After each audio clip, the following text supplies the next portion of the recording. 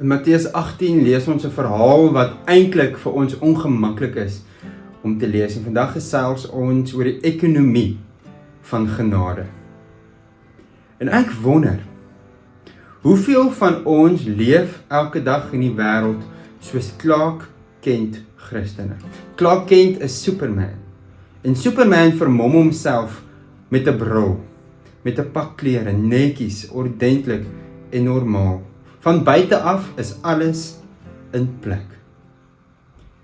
Maar onder die klere is daar 'n ander identiteit. As ons hemde oopmaak, staan daar Superman en in ons geval Jesus met 'n kruis. En die probleem is baie Christene wys daardie identiteit onder hulle klere net by die kerk.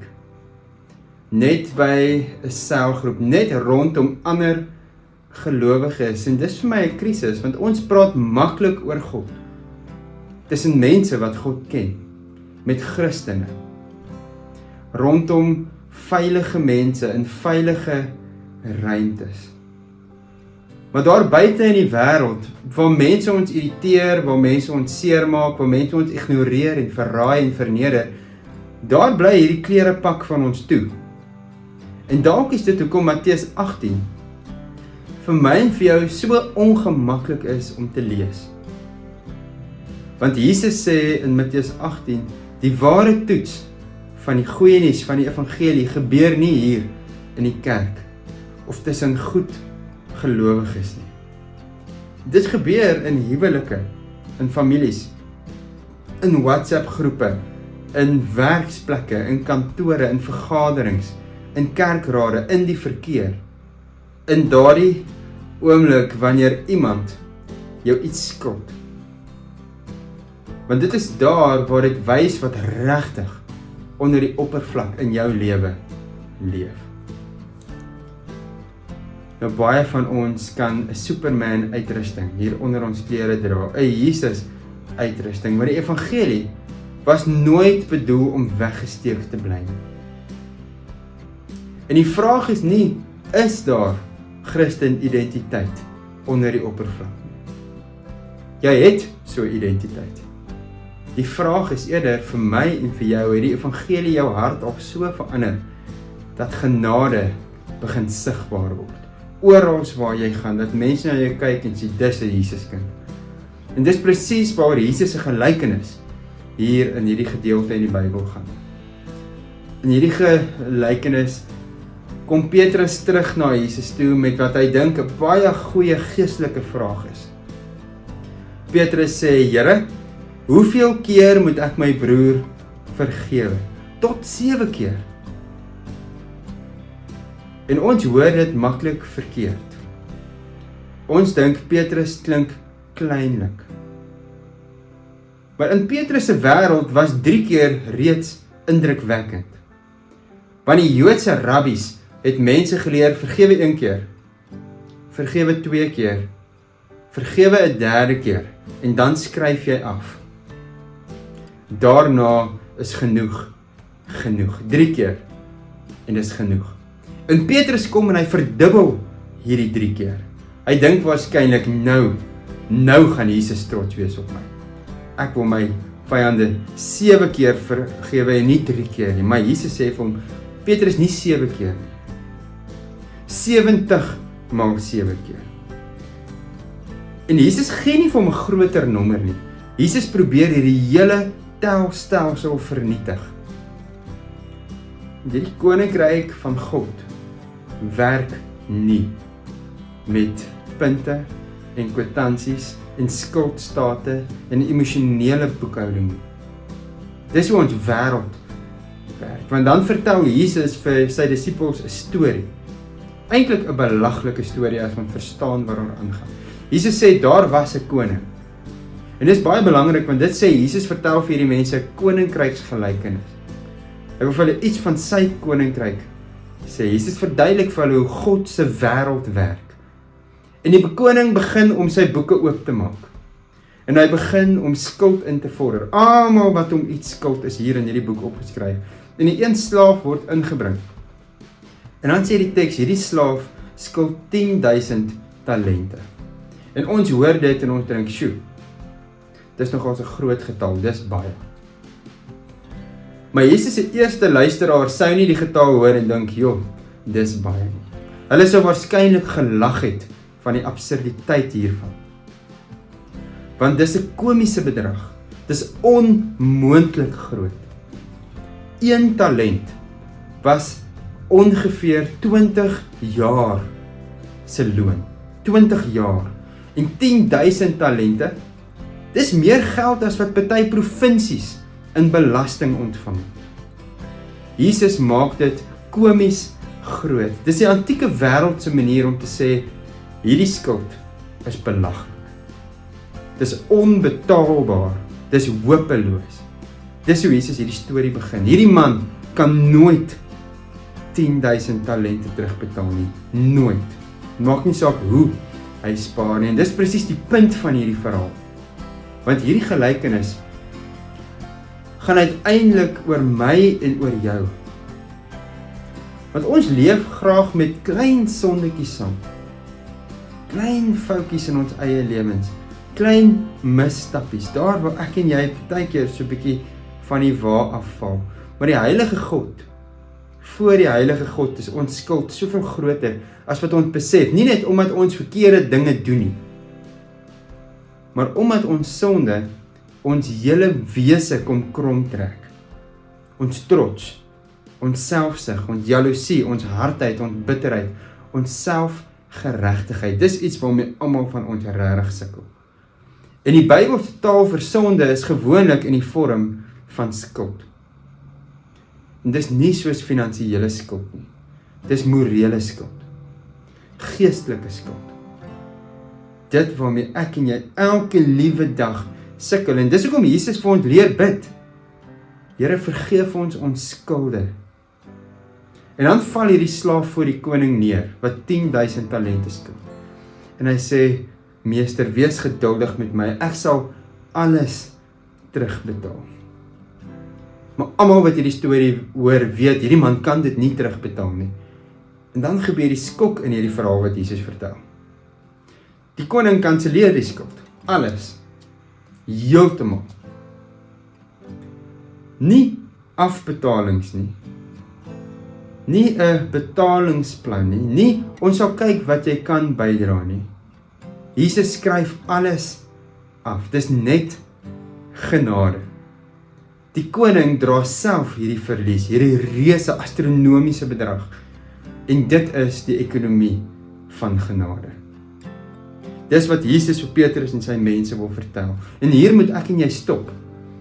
Want baie Christene leef nog asof God ons bestuurder is, nie ons Vader is nie. Ons dink hier by onsself, as ek beter bid, as ek harder probeer, as ek meer stil word, meer geestelik raak, as ek genoeg goed doen, dan gaan dit met my beter gaan. Dan sal ek dalk uiteindelik my skuld kan afwerk, my geestelike skuld. Maar die evangelie is nie werk harder nie. Dit was dit nog nooit nie.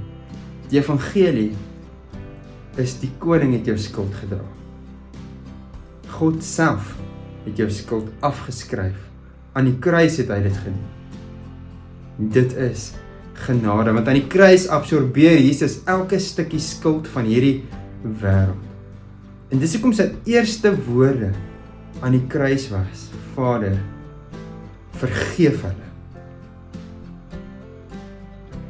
Want vergifnis is die mens se grootste behoefte, my en jou grootste behoefte.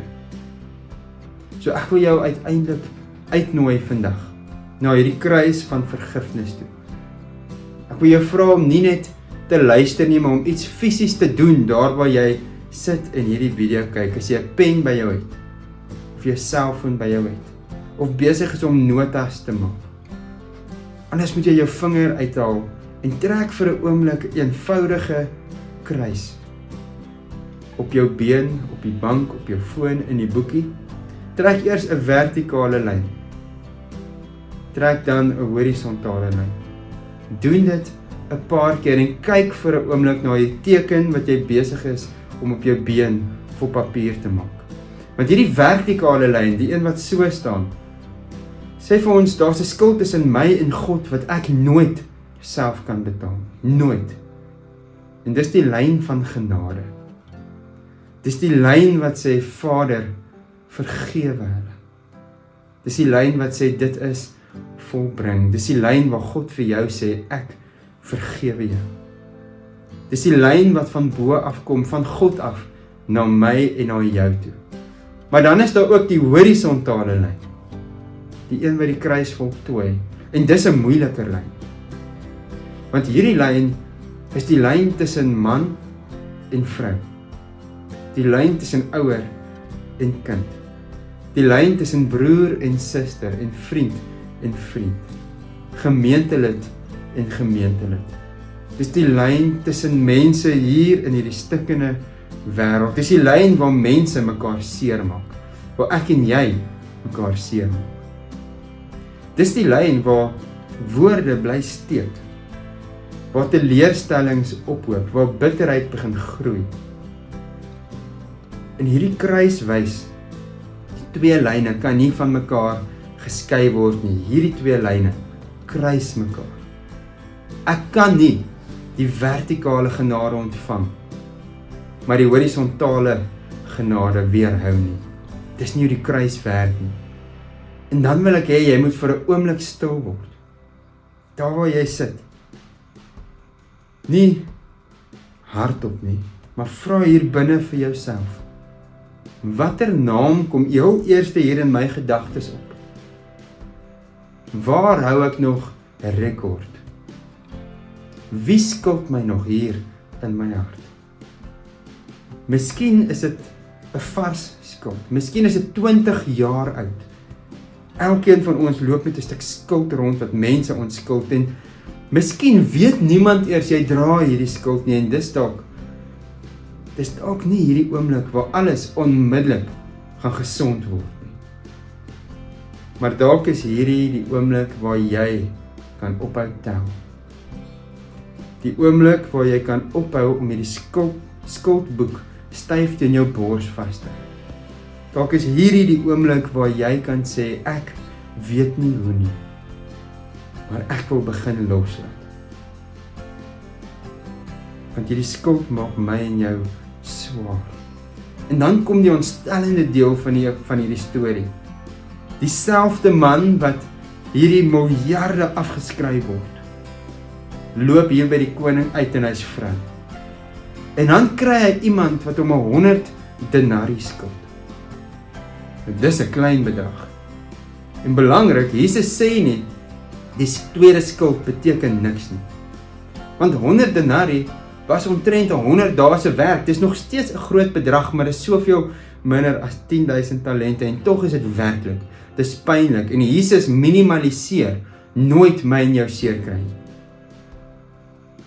Sommige van ons dra regte wonde, dalk almal van ons. Wonde van verraad, van manipulasie, van mishandeling, wonde van verlating en vernedering. En Jesus kyk nooit daarna en sê, ag, kom net oor dit nie. Dis nie hoe genade werk nie. Maar teenoor die eerste skuld is dit klein. Tussen 10,000 talente is 100 denarii niks. En die man gryp sy medeslaaf aan die keel en hy sê vir hom, betaal jou skuld. En dis 'n skokkende deel in hierdie verhaal, want hy het nou net vergifnis ontvang. Maar dit het hom nie verander nie. Dit het nie sy menswees aangespreek nie. En dis die hart van hierdie gelykenis. Want hier is die gevaar van godsdiens vir my en vir jou in 2026. Mense kan genade ontvang sonder dat genade jou hart verander. Ek en jy kan sing en kan bid, en kan kerk toe gaan, kan Bybel lees, vir ons kinders van God vertel, kan elke dag 'n mooi gebedjie opsê, maar nog steeds leef as 'n skuldeiser. Die koninkryk misleef. Ons kan nog steeds tel, nog steeds boekhou van alles wat almal ons skuld. Nog steeds die mense rondom ons straf. En dis hoekom 'n onvergewensgesindheid so gevaarlik is.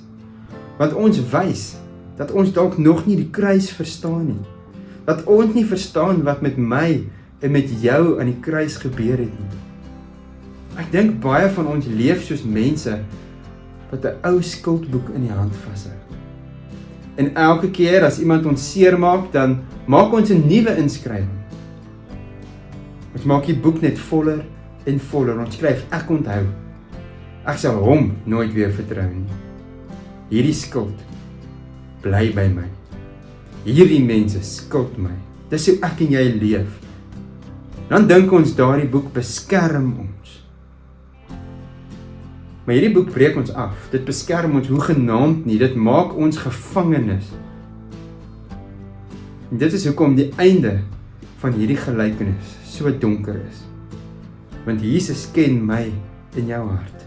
Want hierdie onvergewensgesindheid eindig in die tronk, nie in vryheid nie. Want onvergewensgesindheid word uiteindelik sy eie tronk.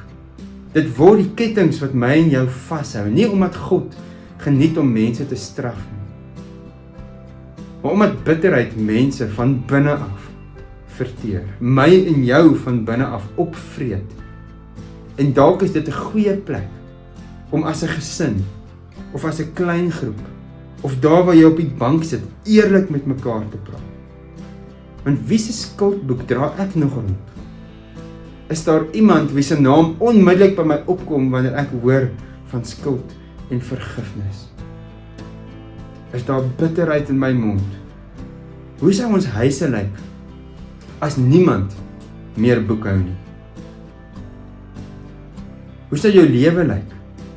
Want nou moet ons baie versigtig wees.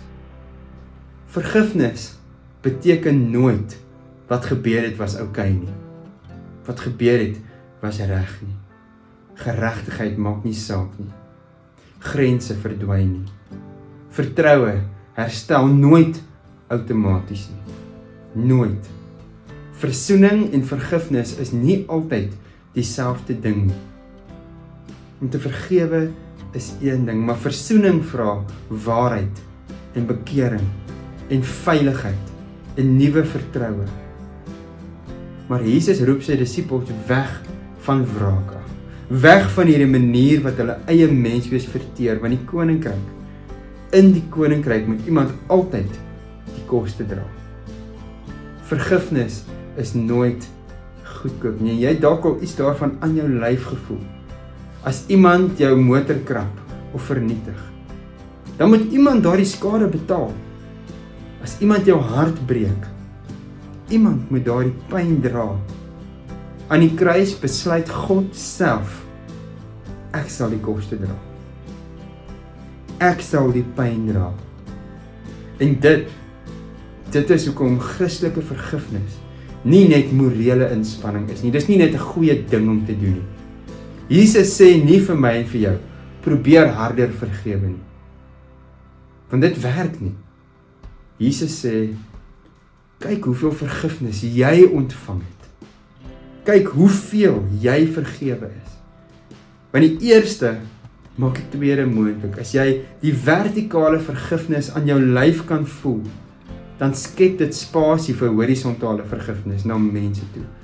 Ons vergewe omdat ons vergewe is. En dis hoekom hierdie kruis, hierdie doodsteken vir my en vir jou so sinvol is. En dalk is dit die diepste wonder van die evangelie.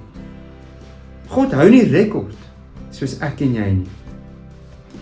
God onthou nie wat ek laasweek gedoen het nie. Ek en jy maak lysies. God trek kruisies. Ons bære kwitansies en God kanselleer skuld. Ek en jy tel ons oortredinge en God sê, daar is dan nou geen veroordeling vir die wat in Christus Jesus is nie. Jou skuld is afgeskryf. As gesinne later saam eet, of as klein groepe later saamkom, of as jy later stil word, dink vir 'n oomblik na. Hoekom dink julle is vergifnis soms so moeilik om uit te oefen? Hoe voel dit wanneer iemand jou regtig vergewe waar jy regtig skuldig was? Wat gebeur hier binne in jou hart? wanneer bitterheid begin groei? Hoe verander die kruis die manier waarop ek en jy na ander mense kyk, in hierdie wêreld rondloop, asemhaal? Dink aan hierdie vermomming van Superman. Jy dra 'n Jesus hemp en ek en jy is geneig om hierdie hemp toe te maak wanneer ons in die wêreld instap. Ons ontvang die vergifnis en dan maak ons toe en ons gaan leef soos hierdie man wat sy slaaf beet kry. En miskien is die probleem dat baie van ons so leef, ek en jy, ons hou die evangelie onder die oppervlak, dis 'n deel van ons lewens. Ons dra dit soos Clark Kent, veilig, weggesteek, onsigbaar. Onsigbaar vir die wêreld wat hierdie vergifnis, hierdie goeie nuus, die nodigste het. En dan sê Jesus vir ons, die evangelie word sigbaar wanneer genade sigbaar word. Dis wanneer liefde 'n werklikheid word. Nie net in ons sange, in ons Bybelkennis, in ons kerkdienste nie. Dit moet juis gebeur daar waar ons in ons huwelike sukkel, daar in ons families, daar in konflik, in die moeilike gesprekke, in die manier waarop ek en jy mense behandel wat my en jou seermaak, regtig seermaak. Dis waar hierdie pak van ons, hierdie netjiese kleertjies oopgaan. Dis waar mense begin sien, hier leef iets anders. Hier leef iemand wat weet, ek is vergewe. Want julle, die koninkryk van God begin waar mense ophou tel, ophou boekhou. En uiteindelik staan ek en jy, almal van ons, as skuldige mense voor die koning van alle konings. Met leë hande staan ons daar soos hierdie slaaf. En die wonder van die evangelie is dat God my en jou in die oë kyk. Na die mense kyk wat nooit hulle skuld kan betaal nie.